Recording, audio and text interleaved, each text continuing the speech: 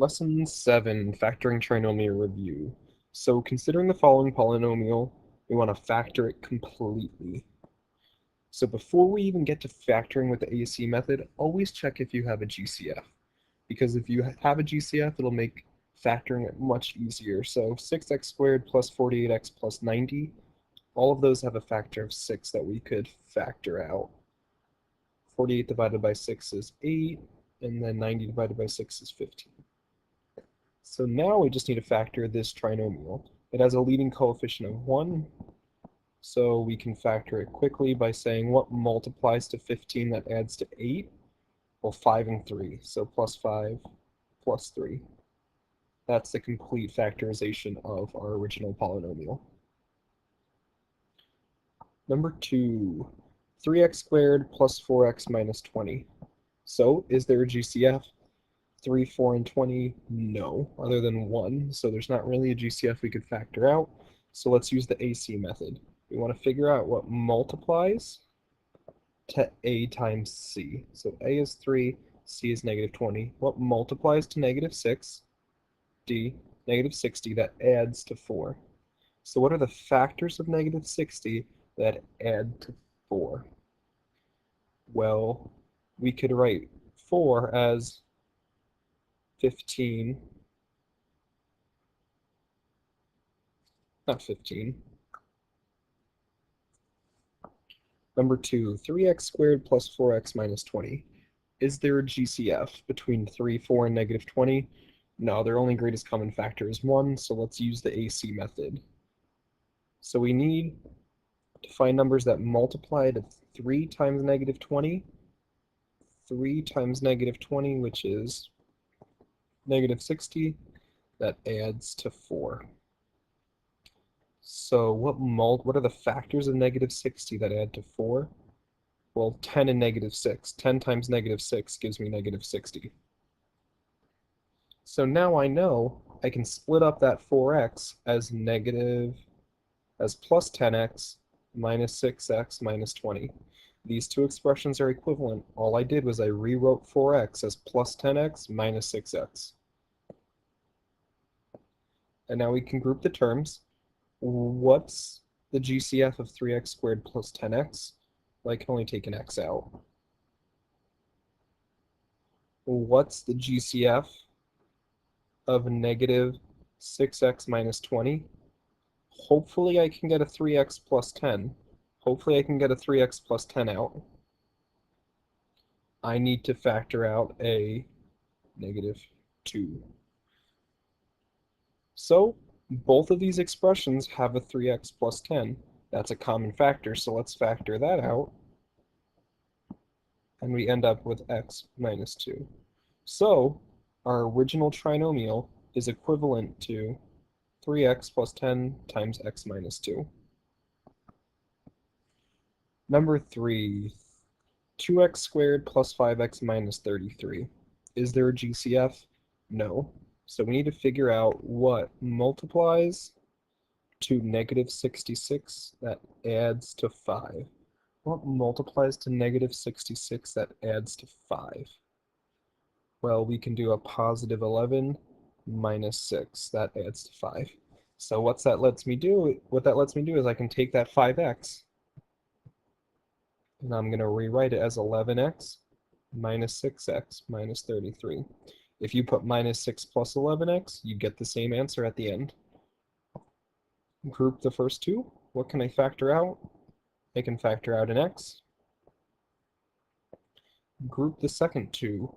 Hopefully I get a 2x plus 11. What do I need to factor out? A negative 3. Negative 3 times 2x is negative 6x. Negative 3 times 11 is negative 33. Both of these terms now have a 2x plus 11. So I can factor that out, and I'm left with x minus 3. So 2x squared plus 5x minus 33 is equivalent to 2x plus 11 times x minus 3. So 5x cubed minus 41x squared plus 8x. Is there a GCF? Yes, I can factor out an x. And we're left with 5x squared minus 41x plus 8. So we need to figure out what multiplies to a times c. 5 times 8 is 40. That adds to negative 41. What multiplies to 40? What are the factors of 40 that add to negative 41? That's negative 40 and negative 1. So I'm going to rewrite that trinomial as 5x squared minus 40x minus 1x plus 8. All I did was I rewrote negative 41 as minus 40 minus 1. Now we're going to group the terms. What can I factor out from there? I can factor out a 5x, and I'm left with x minus 8. I want to be left with an x minus 8 over here. So what do I need to factor out? I need to factor out a negative 1. Both of those terms have an x minus 8 in common, so I'm going to factor that out. And I'm left with 5x minus 1. So, factored completely, that's how I would factor that trinomial. Victoria was factoring the polynomial 2x squared plus 13x plus 20. She noticed that there was no GCF. That's correct, there's no GCF I can take out from that polynomial other than 1. She believes that 2x plus 4 times x plus 5 is the correct factored form. Does this factorization have a GCF? Well, if we look at that first binomial, 2x plus 4, I can take a 2 out of that. So the factorization has a GCF, but our original one doesn't. That can't happen. If this trinomial, if your original expression doesn't have a GCF, your factored form can't have a GCF as well. So let's fix her mistake. We need to figure out what multiplies to 2 times 20, what multiplies to 40. That adds to 13. But what are the factors of 40 that add to 13? 8 and 5 add to 13. So I'm going to rewrite the original trinomial as 2x squared plus 5x plus 8x plus 20. Group the terms. I can only take an x out of the first two. I want to end up with a 2x plus 5. So what do I need to factor out? I need to factor out a positive 4. Both of the terms have a 2x plus 5. So I'm going to factor that out, and I'm left with 2x plus 5 times x plus 4. Notice how our factorization does not have a GCF. So Victoria's had a GCF, so that's why hers was incorrect. We knew it was incorrect from the start. Julie claims that 6x squared plus 11x minus 10 is equivalent to 2x plus 5 times 3x minus 2. Is she correct? Justify your answer. Well, we could factor that trinomial, or we could multiply her two factors together and see did we get the original thing that we started with. 2x times 3x is 6x squared. 15x minus 4x minus 10, combine your like terms, 6x squared plus 11x minus 10. Is she correct? Yes, Julie's correct. Why? To justify your answer, you need to write out a sentence somehow saying either A, I factored this and got those factors too, or saying I multiplied her factors together and got the original trinomial that she factored. The graph of the function, the square root of x plus 4 is shown. State the domain and range of the function. So the domain of a function is your x values. How low can I go? The lowest x value I can plug in is a negative 4, and I can plug it in because it's a closed circle.